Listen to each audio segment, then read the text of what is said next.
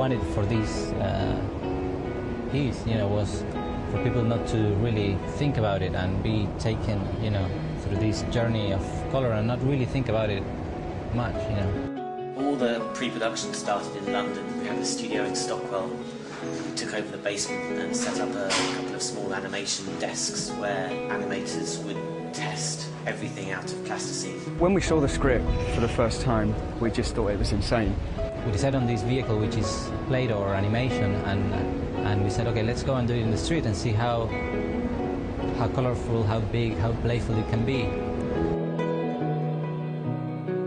We're going back to a period of time in the history of animation where people were just going for it and you know, they were having fun with plasticine, and I didn't think all sleek and nice and smooth. The important bit was story and good movement.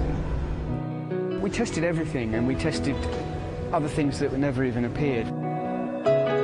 We spent a month just in the studio testing, and then the script would get rewritten based on what we'd seen in the tests, and then the test would spark an idea, and Frank would say, well, what about bringing those three elements together and doing that? We also tried to animate the stuff in the studio in a way that would replicate the way it'd be animated on set. We spent quite a while just playing around with different designs and looks, and just trying to find something that was not too sophisticated. It's all really quite old-fashioned stop frame techniques. There's nothing sort of state-of-the-art about it.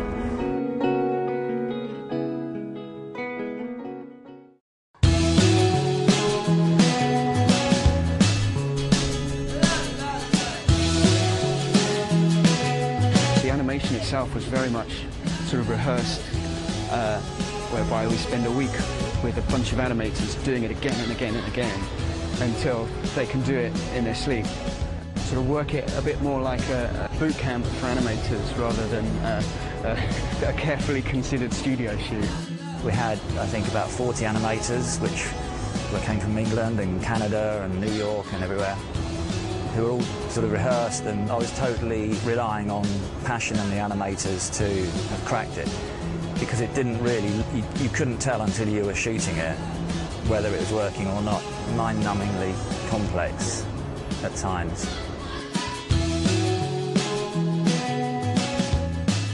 What we got in the mail was we got that little bunny up there, the green thing, and we were told to make it 30 feet tall, just to make it out of foam with a wood interior, and we'll take it to location and we'll stack piece upon piece. Then we assemble it overnight in the street, and then they'll shoot it the next day. Originally the plan was to make all the rabbits out of plasticine or clay. What we found was once we were building a tooth of rabbit out of clay, it would just be way too heavy for any of the animators to carry. So it was decided we were going to sculpt a tooth of rabbit in clay and mould them into foam latex, where it would have greater control over the colours and it'd be light enough to move, and would survive the New York heat. They've got wire armatures for the ears, and also the bodies underneath all the plasticine is a combination of foam and wire, so you can just kind of turn them a little bit like this so that you can look around and the animators can kind of do what they'd like with them. You just kind of rough them in first, and then you go back in and refine them and get them to look as much like their counterpart, their foam counterparts as possible. The wave, which is made out of wood, will get sprayed with a foam that hardens, and then we'll carve it. And theoretically, there's a metal frame underneath there with a lot of wheels that Paulie designed, and it should roll. We were given a little clay model of the wave, the same thing, where they basically just said, make the center of the wave 10 foot high. And then we scaled it out, and it worked out to be 26 feet and 14 feet deep, which I think was a bit of a surprise to everybody. And then they had to go find a place to stick it in New York City. The night before they shoot, at midnight, we'll drive that into town on a flatbed truck. The city will only let us bring it into town at night with an escort.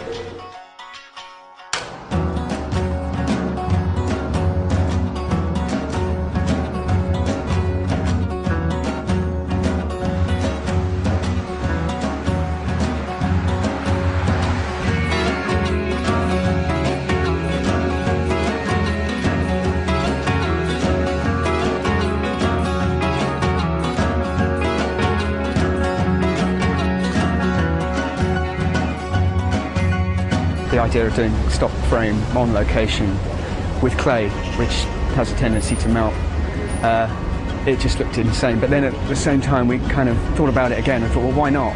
It's Sony animation, and you can do pretty much anything with animation. You take one frame, and animators go. The animators go in, they spend 2 minutes or however long they've got, and it's a very precise amount of time, because with the sun moving and casting these shadows, you want the shadows to travel in a very even way. So the animators have to have a specific time to hit. They have a tendency to kind of take on a life of their own. Yeah. You just go where the bunny tells you to go. So you might end up all the way over there sometimes. So they have their 2 minutes.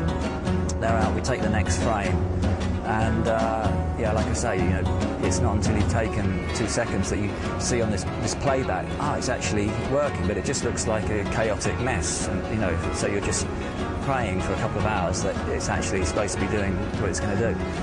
Then all the frames from the cameras are being captured directly, and so we get like an HD playback of the animation almost as it's happening. We're trying to do this in a more of a live action way, introducing changes into the animation while it's happening, sort of ad-libbing the animation while it's happening, which is quite scary because we don't often know how it's going to look until it happens. You take a rabbit, say rabbit number 3 out of the sequence, and it's replaced by rabbit number 4 in the sequence. And then that rabbit number 3 that you've taken from here goes into another sequence over there where you take away rabbit number 2 and you put in rabbit number 3. That rabbit number 2 then goes into another sequence over there. So there's never any wasted rabbits. All the rabbits we had are in shot. We weren't allowed to close the area off to the public, so we had the public walking amongst us. People loved it and they responded really well. We had people walking into shot, picking up bunnies, little kids picking up bunnies, and we'd have to kind of take it off them and put it back on the ground and carry on shooting. And I think you can see that in some of the shots as well, where you kind of picked up people floating through. I think that thing is mad hot. So cool. I like him. That's mad big. I want to touch it.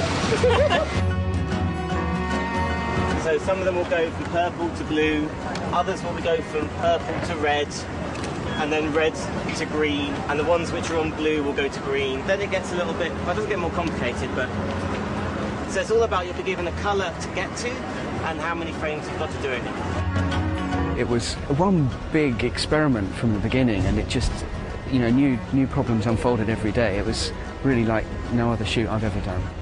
Today was, well, we were up until 1:30 working out today, and then up at 5:30 recceing, so it was all last minute. But the hard bit is when you have a certain time frame for the light, and then you have a certain time frame for the animation, and sometimes those two things don't fit. The animation takes longer, or the light doesn't happen, so you have to rejig. And so, as well as the technical problems, which with 6 cameras simultaneously and everything else is one thing, and then the light and the timings and everything else is another.